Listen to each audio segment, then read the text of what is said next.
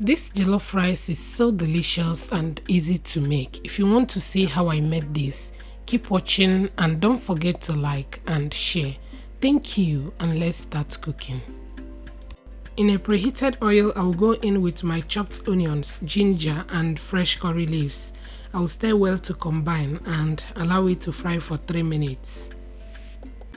Once that is done, I will add my tomato paste. I will mix well to combine and allow it to fry until the onion sweetens the tomato paste.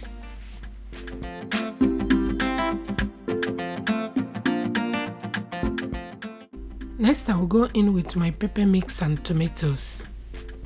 I will mix properly to combine and season with seasoning cubes, paprika powder and white pepper.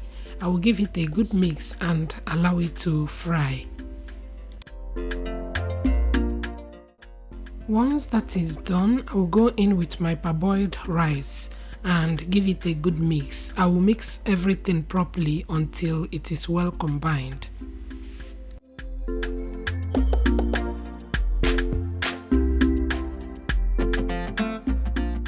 Next, I will go in with my beef stock. Mix very well to combine and taste for salt.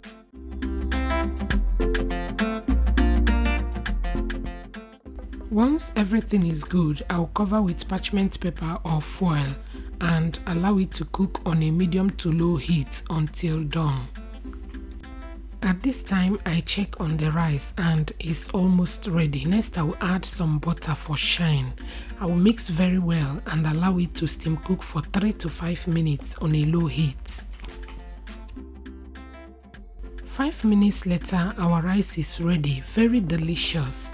Serve and enjoy. I hope you give it a try. Thank you for watching and see you in my next one. Bye. Delicious.